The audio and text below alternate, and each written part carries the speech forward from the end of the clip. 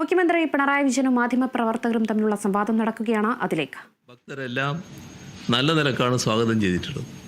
അപ്പോൾ നല്ല ഫലപ്രദമായ കാര്യങ്ങൾ നിർവഹിക്കാൻ അദ്ദേഹത്തിന് അവിടെ കഴിയുമെന്ന് തന്നെയാണ് പ്രതീക്ഷിക്കുന്നത്. പിന്നെ അങ്ങ് പറഞ്ഞ കാര്യത്തിൽ ഒരു ഭാഗം വന്നത് ഇദ്ദേഹവും ബോർഡ് അംഗങ്ങളും തമ്മിൽ എന്തോ അസ്വാരസ്യമുണ്ട്. അങ്ങനെ ഒരു കാര്യമില്ല.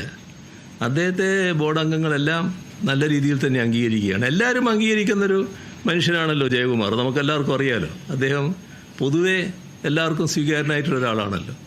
കാരണം നിഷ്പക്ഷമായി കാര്യങ്ങൾ നിർവഹിക്കാൻ പറ്റുന്ന ഒരാളാണ്. നല്ല കാര്യക്ഷമതയോടെ കാര്യങ്ങൾ നിർവഹിക്കും. അതിൽ നല്ല ചടുലതയും ഉണ്ടാകും. അപ്പോൾ നല്ല നിലക്ക് തന്നെ ഈ കാലയളവ് അദ്ദേഹത്തിൻ്റെ സേവനം ശബരിമലക്ക് ഉപയോഗിക്കാൻ കഴിയുമെന്ന് തന്നെയാണ് പ്രതീക്ഷിക്കുന്നത്. നമ്മുടെ കിഫ്ബിയുമായി ബന്ധപ്പെട്ട് നമ്മുടെ മസാല ബോണ്ട് ഇറക്കിയതുമായി ബന്ധപ്പെട്ട് ഇ ഡി കിഫ്ബിയുടെ സിഇഒ CM അവർക്കെല്ലാം നോട്ടീസ് കൊടുക്കുന്നുണ്ടായി.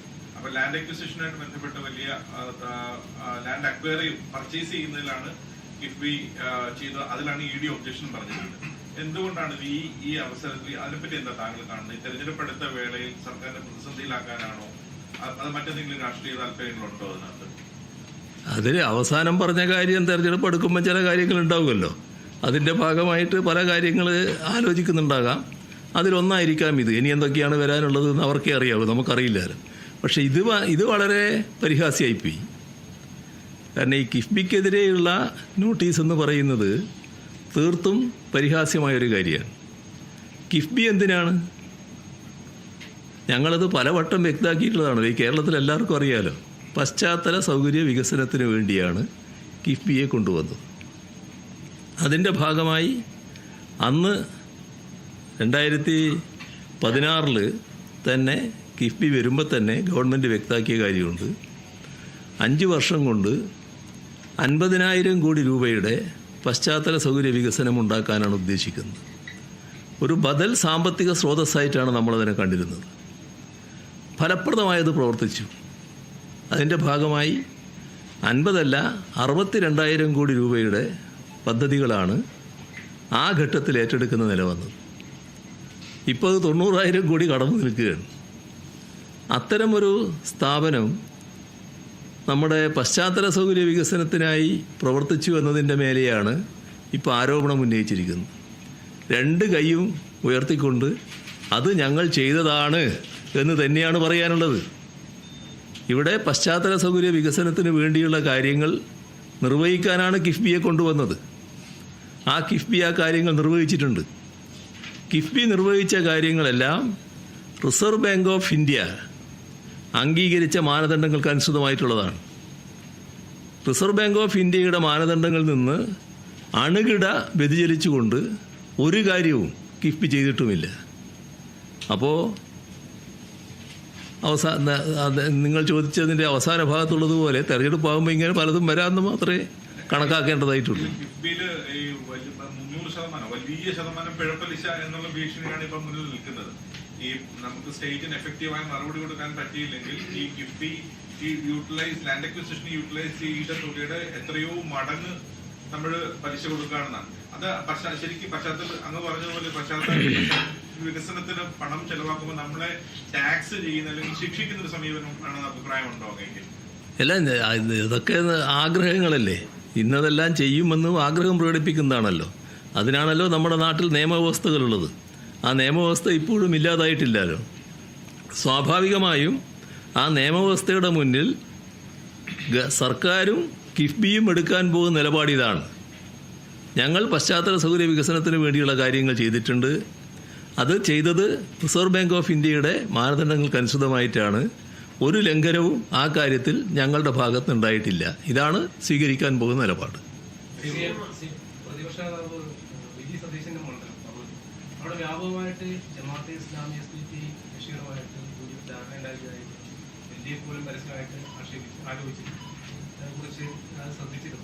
തുടർച്ചയായ ചോദ്യമാണ്. UDF ഓപ്പൺ ആയിട്ട് ജമാഅത്ത് ഇസ്ലാമിയായിട്ട് ബന്ധം വരുന്ന നിലയിലാണ് ഇപ്പോൾ പുറത്തു വരുന്ന വാർത്തകൾ. എങ്ങനെയാണ് കാണുന്നത്? ജമാഅത്തെ ഇസ്ലാമി നമ്മുടെ കേരളത്തിൽ പലതരത്തിൽ ഇടപെട്ടുകൊണ്ടിരിക്കുകയാണല്ലോ. പക്ഷേ ജമാഅത്തെ ഇസ്ലാമി എന്നത് കേരളത്തിൽ മാത്രം പ്രവർത്തിക്കുന്ന ഒരു സംഘടനയാണെന്ന് പറയാൻ സാധിക്കില്ലല്ലോ. ഇപ്പം ഈ തെരഞ്ഞെടുപ്പിൽ പരസ്യമായ രാഷ്ട്രീയ സഖ്യം ഉണ്ടാക്കാനാണ് കോൺഗ്രസും UDFും ജമാഅത്തെ ഇസ്ലാമിയുമായി ചേർന്ന് തയ്യാറായിട്ടുള്ളത്. കേരളത്തിലെ മുസ്ലിം ബഹുജനങ്ങൾ നമുക്കെല്ലാവർക്കും അറിയാം. അതിലുള്ള പ്രധാനപ്പെട്ട വിഭാഗങ്ങൾ, അത് സുന്നി വിഭാഗങ്ങളായാലും മുജാഹിദ് വിഭാഗങ്ങളായാലും, ഇവരെല്ലാം കഴിഞ്ഞാൽ പിന്നെയുള്ളത് വളരെ നാമമാത്രമായ ആൾക്കാർ മാത്രമാണ്. ഈ പറയുന്നവർ മഹാഭൂരിഭാഗവും അംഗീകരിക്കാത്ത ഒരു കൂട്ടരാണ് ജമാഅത്തെ ഇസ്ലാമി. കാരണം ജമാഅത്തെ ഇസ്ലാമി മറ്റ് മുസ്ലിം വിഭാഗങ്ങൾ പ്രവർത്തിക്കുന്നത് പോലുള്ള ഒരു പ്രവർത്തന രീതിയല്ല സ്വീകരിക്കുന്നത്. ഇപ്പോൾ അങ്ങനെയുള്ള ജമാഅത്തെ ഇസ്ലാമിയെ കൂട്ടുപിടിക്കുക എന്നത് അങ്ങേയറ്റം ആത്മഹത്യാപരമായ നിലപാടാണ് കോൺഗ്രസിനെ സംബന്ധിച്ചിടത്തോളം. UDFന് വോട്ട് ചെയ്യുന്ന മുസ്ലിം ബഹുജനങ്ങളുണ്ടല്ലോ, ആ മുസ്ലിം ബഹുജനങ്ങൾക്ക് ജമാഅത്തെ ഇസ്ലാമി മുന്നോട്ട് വെക്കുന്ന നയം, മുന്നോട്ട് വെക്കുന്ന രാഷ്ട്രീയം ഉൾക്കൊള്ളാൻ കഴിയുമോ? കഴിയില്ല എന്നുള്ളതാണ് വസ്തുത. എന്നിട്ടും 4 വോട്ട് കിട്ടുമെങ്കിൽ അത് പ്രധാനമാണ് എന്ന് കണക്കാക്കി ജമാഅത്തെ ഇസ്ലാമിയുമായുള്ള അവിശുദ്ധ സഖ്യത്തിനാണ് കോൺഗ്രസ് തയ്യാറായിട്ടുള്ളത്. ഇപ്പോൾ ഇന്നലെ ഒരു ചാനലിൽ ശ്രീ MN കാരശ്ശേരി പറയുന്നത് കേൾക്കാനിടയായി. അദ്ദേഹം വളരെ ശക്തമായ രീതിയിലാണ് ഈ നിലപാടിനെ ആക്ഷേപിക്കുന്നതായി കണ്ടത്. എന്താ കാരണം? കോൺഗ്രസിൻ്റെ നിലപാടുകളിൽ ഏതെങ്കിലും തരത്തിലുള്ള വ്യത്യസ്തത സാധാരണ പ്രകടിപ്പിക്കുന്ന ആളല്ലാലും അദ്ദേഹം. അപ്പോൾ ജമാഅത്തെ ഇസ്ലാമിയുടെ ആപത്ത് തിരിച്ചറിയുന്ന ഒട്ടേറെ കോൺഗ്രസ്സുകാരായവരടക്കം ഉണ്ട് എന്നതാണ് നാം കാണേണ്ടത്. ഇപ്പോൾ ഹിന്ദുത്വ എങ്ങനെയാണോ ഹിന്ദു മതരാഷ്ട്രവാദത്തെ ഉയർത്തിപ്പിടിക്കുന്നത്, അതേ രീതിയിൽ തന്നെയാണ് ഇസ്ലാമിക രാഷ്ട്രനിർമ്മാണം ജമാഅത്തെ ഇസ്ലാമി ലക്ഷ്യമിടുന്നത്. ഇതാണ് ശ്രീ MN കാരശ്ശേരിയും ഇന്നലെ പറയുന്നതായി കണ്ടത്. ഹിന്ദുത്വക്ക് ഹിന്ദു വിശ്വാസവുമായി ഒരു ബന്ധവുമില്ല എന്നത് അനുഭവത്തിൽ എല്ലാവർക്കും അറിയാവുന്ന കാര്യമാണ്. അതുതന്നെയാണ് ജമാഅത്തെ ഇസ്ലാമി പോലുള്ള രാഷ്ട്രീയ ഇസ്ലാമിന് സാധാരണഗതിയിലുള്ള ഇസ്ലാം വിശ്വാസികളുമായിട്ട് ഒരു ബന്ധവുമില്ല എന്നത് നാം കാണേണ്ടത്. ഇപ്പോൾ നമ്മുടെ ലോകത്തിൻ്റെ അനുഭവം പരിശോധിച്ചാൽ മുസോളിനി പ്രാചീന റോമിൻ്റെ പാരമ്പര്യം, ഹിറ്റ്ലർ ആര്യവംശ പാരമ്പര്യം, ഇതെല്ലാം ഇളക്കി വിട്ടുകൊണ്ട് നടത്തിയ പ്രവർത്തനങ്ങളുണ്ടല്ലോ.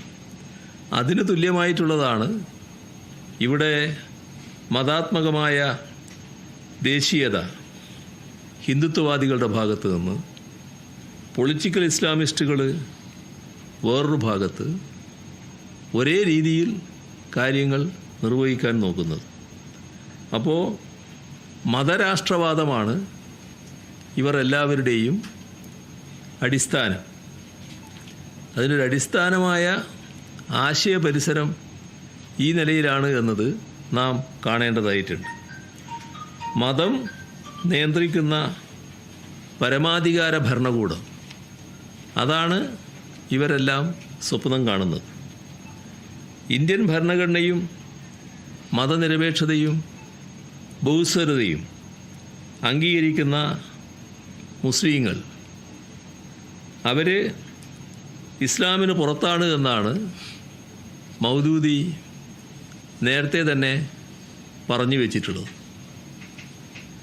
കുതുബത്ത് എന്ന തൻ്റെ ഗ്രന്ഥത്തിൽ ജനാധിപത്യത്തെയും ആധുനിക പൗരനിയമങ്ങളെയും ഇസ്ലാമിക വിരുദ്ധമാണ് എന്ന് കൽപ്പിച്ചുകൊണ്ട് തള്ളിക്കളയാനും മൗദൂദി ആഹ്വാനം ചെയ്തിട്ടുണ്ട്.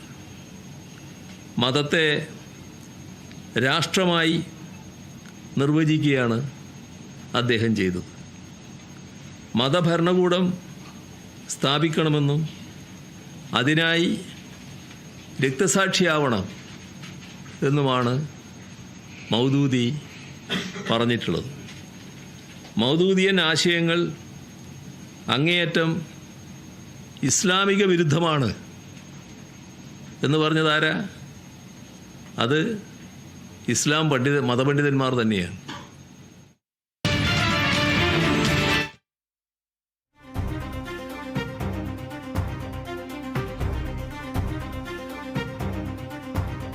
ഏറെ വിവാദമായ മസാല ബോണ്ട് വിവാദത്തിൽ ഇപ്പോൾ അദ്ദേഹം പ്രതികരിച്ചിട്ടുണ്ട്.